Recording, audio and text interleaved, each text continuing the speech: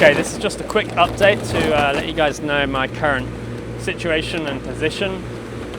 It's about noon on Friday the 29th of May, and I left Linton Bay, Panama 2 nights ago on the 27th at about 10 p.m. So it's been about a day and a half at sea so far, and I'm currently about 50 miles to the west of Cartagena, Colombia. So since I left Panama, I've basically been traveling east. There's an area between Panama and Colombia that is a little bit sheltered from the trade winds. Further north in the actual Caribbean Sea, the trade winds blow really strong from the east to the west, and there's a current that goes the same direction. But down here, we're protected a little bit from Colombia itself. So I'm using that area of less wind, less weather to make my way east. Because the further east I am when I start heading up into the trade winds going north, the better chance I'll have of actually making it to my destination and not being pushed by the wind and the waves and the current downwind to Jamaica or the west end of Cuba or Mexico. So the further east I can get before I head north, the better. So that's what I've been doing.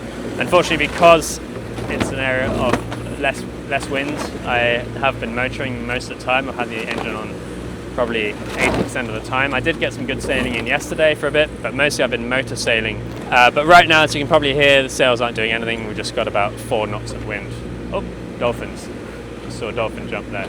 Yeah, what else? Had a lot of lightning on the first night, leaving in the dark. And then yesterday was fine, and last night had a big challenge. There was a problem with the engine.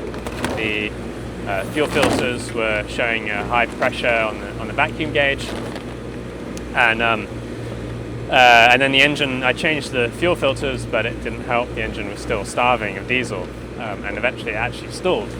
And so I spent about 3 hours in the middle of the night last night getting covered in diesel and trying to figure it out, and eventually I realized and found a blockage in the fuel manifold, and it was actually some sawdust that must have got into the tanks during the build. So hopefully that won't happen again. It's all sorted now and the engine's running good. I am getting some sleep, just sleeping for 10-15 minutes at a time, and interestingly, although I am setting an alarm, of course, I actually don't seem to need it. My body just wakes me up, and so every 15 minutes I'm having a really good look around the horizon, and I've also got my AIS and radar alarms on, so those will alert me and wake me up if there are any vessels within a few miles. So I feel like I'm being as safe as I can in that respect, and there's not much traffic in this area.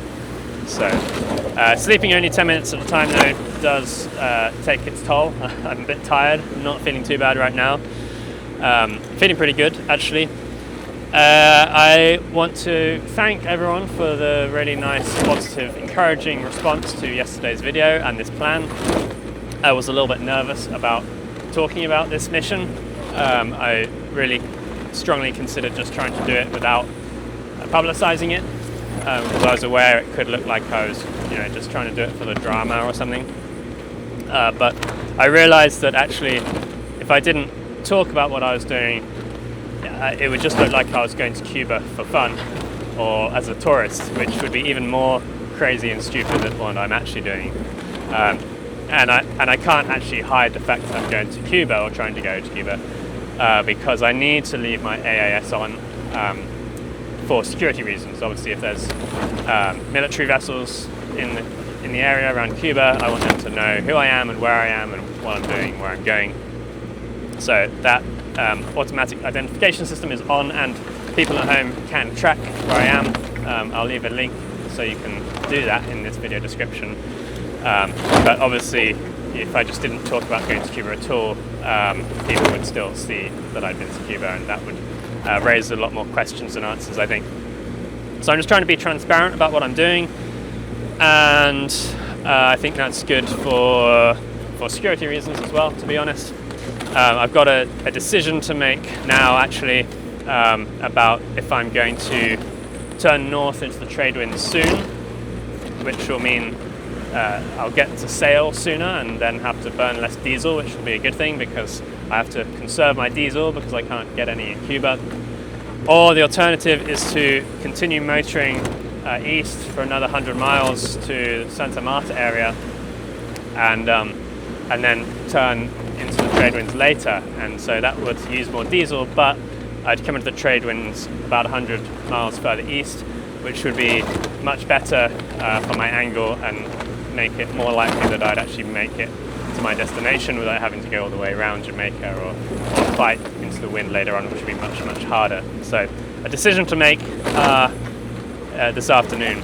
But for now, I'm going to make some lunch.